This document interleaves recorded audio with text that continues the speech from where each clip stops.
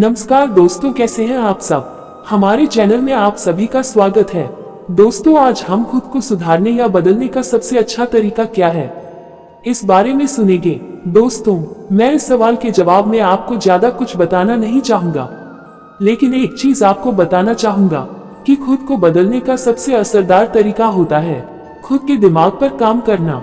अगर आपका दिमाग सही है तो आपको हर परिस्थितियों में और दुविधाओं में एक अवसर नजर आएगा।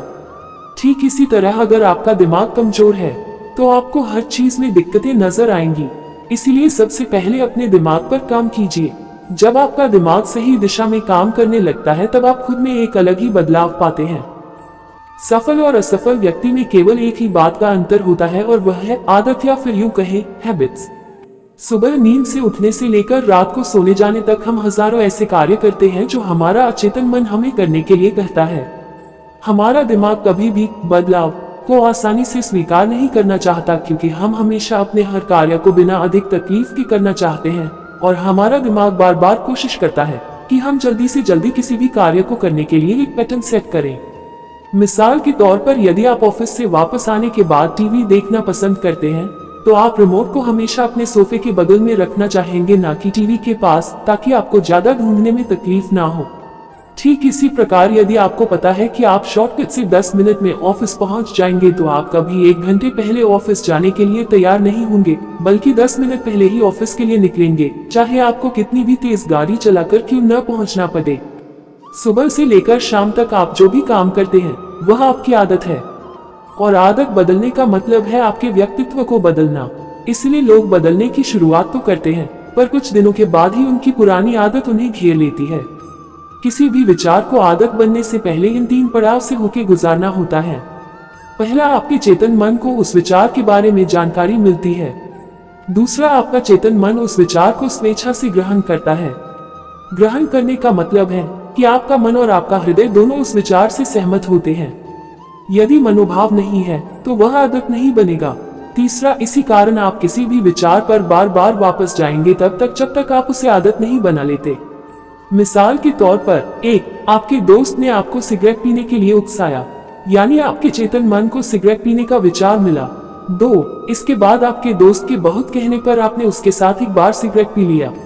अब ये सबसे महत्वपूर्ण पड़ाव है। ये तय करेगा कि आगे चलकर आप ही अपने दोस्त की तरह सिगरेट की लत लगाएंगे या उसे छोड़ देंगे। यदि दोस्त की दी हुई सिगरेट पीने के कई घंटों बाद भी आपको बार बार वही विचार आ रहा है, इसका मतलब यह है कि आपने मनोभाव से उसको स्वीकृति देना शुरू कर दिया है। पर यदि सिगरेट पीने के बाद आपका दोस्त अपने रास्ते निकल गया और आप अपने रास्ते, और इसके बाद आपको कोई विचार नहीं आ रहा है, इसका मतलब आपके मनोभाव ने उसको स्वीकार नहीं किया है। मतलब सिगरेट पीने का विचार अपने अगले पड़ाव पर नहीं जाएगा। इसको समझने का एक और तरीका यह है कि हम उसी बात को याद रखेंगे जिसे हमने ध्यान से सुना था, या उसी व्यक्ति को याद रखेंगे जिससे बात करके आपको किसी प्रकार का कनेक्शन महसूस हुआ हो। यदि नहीं हुआ है तो उस व्यक्ति, वस्तु या विचार के हते ही आप उसे भूल जाएंगे। 3, अब इस पड़ाव में आप अपने पहले विचार को दूसरा मौका दे रहे हैं, यानी आपने इस विचार को अपने अवचेतन मन की तरफ धकेल दिया है। आप इसे बार बार करना चाहेंगे और ऐसा करने में आपको अच्छा लगता है। यदि 21 दिन तक ये प्रक्रिया लगातार की जाती है तो आपका यह व्यवहार आदत में परिवर्तित हो जाएगा। कहने का मतलब ये कि 21 दिन के बाद यह आपकी मसल मेमोरी बन जाएगा। आप बिना किसी विचार के ही ऐसे कार्य को करते चले जाएंगे, इस बात की परवाह किए बिना कि वह सही है या गलत। अब इसमें गौर करने वाली बात यह है कि अवचेतन मन को इस बात से कोई फर्क नहीं पड़ता कि कोई कार्य सही है या गलत है। यदि चेतन मन ने किसी विचार को दिल से स्वीकृति दी है तो अवचेतन मन उसे स्वीकार करेगा और आप उस विचार को अपनी आदत बनाएंगे। यानी आप स्वेच्छा से अपनी आदतें कंट्रोल कर सकते हैं, यदि आप ये तय कर सके कि कौन से विचार को हवा देना है और किसको नहीं। यदि न्यूज चैनल पर आप किसी बुरी खबर को बार बार देखते रहते हैं तो जीवन के हर पहलू में आपका रवैया न्यूज चैनल में दिए हुए विचारों से ही प्रभावित होगा। हम जीवन में क्या चुनते हैं ये बहुत मायने रखता है। यदि हम अपने जीवन की छोटी छोटी आदतों को बदल सके तो अपने जीवन में बहुत बड़ा बदलाव ला सकते हैं। हमारा दिमाग एक बहुत बड़े बदलाव से हमेशा डरता है। इसी कारण जब भी हम अपने आप को बदलने की कोशिश करते हैं, कुछ दूर जाने के बाद हमारा दिमाग हमें वापस आने के लिए खींचने की कोशिश करता है। मान लीजिए आप सुबह जल्दी उठाना चाहते हैं, और इस समय आप 8 बजे नींद से उठ रहे हैं। यदि आप सीधे 5 बजे उठने की कोशिश करेंगे तो 2-3 दिनों के बाद आपके शरीर की प्रक्रियाएं आपको इतनी जल्दी नहीं उठने देंगी। आप खुद देखेंगे कि आप पहले कुछ दिन तो 5 बजे उठ गए, लेकिन 4-5 दिन के बाद आपका शरीर आपका साथ नहीं दे रहा है। यहाँ आप अपने शरीर को नहीं, अपने मस्तिष्क को तोड़ने की कोशिश कर रहे हैं, जो कई महीनों या सालों की बुरी आदतों से ग्रसित है। यह एक बार में आपको जीतने नहीं देगी, पर यदि आप 5 बजे की बजाय 7:30 बजे यानी अपने नियमित समय के केवल आधा घंटा पहले उठते हैं, तो आपके दिमाग को यह बदलाव पता नहीं चलेगी।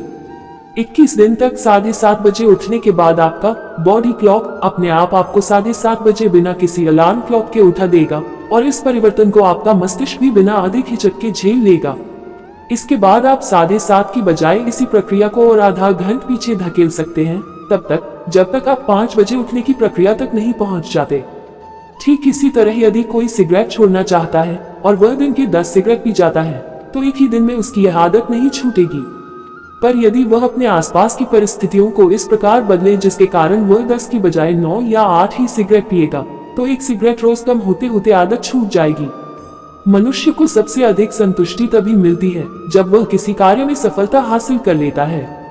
दुनिया का कोई भी ड्रग उसे इतनी संतुष्टि नहीं दे सकता जितनी सफलता और मुकाम देता है। पर अक्सर जब आपकी सफलता का पायदान बहुत बड़ा होता है, तो आप डर के मारे सफलता की बजाय सामान्यता चुन लेते हैं, जिसके कारण आप जीवन के लक्ष्यों में समझौता कर लेते हैं। पर यदि आपके बड़े लक्ष्य को छोटे छोटे हिस्सों में बांटा जा सके, तो लक्ष्य प्राप्ति आसान हो जाती है, और यह केवल अपनी आदतें बदलने से की जा सकती है। जेम्स क्लियर की एटॉमिक हैबिट्स मुझे हैबिट बिल्डिंग में अब तक की सबसे सरल और व्यवहारिक किताबों में से लगी है। इसकी समरी मैं नीचे साझा कर रहा हूँ। यदि आप अपने जीवन के लक्ष्यों को देखकर घबरा जाते हैं और उसको पाने के बारे में सोचना ही छोड़ देते हैं, तो ये किताब आपके जीवन में अच्छे बदलाव ला सकती है। इस किताब में दिए हुए व्यवहारिक तरीकों को आप बड़ी आसानी से अपने किसी भी बदलाव प्रक्रिया के लिए उपयोग में ला सकते हैं। जीवन में कभी निराश नहीं होना चाहिए, क्योंकि कमजोर आपका वक्त होता है, आप नहीं।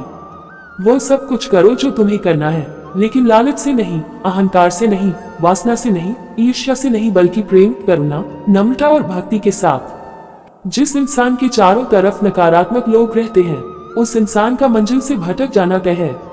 बुरे कर्म करने नहीं पड़ते हो जाते हैं, और अच्छे कर्म होते नहीं करने पड़ते हैं। राधा ने श्री कृष्ण से पूछा, प्यार का असली मतलब क्या होता है? श्री कृष्ण ने हंसकर कहा, जहाँ मतलब होता है वहाँ प्यार ही कहा होता है।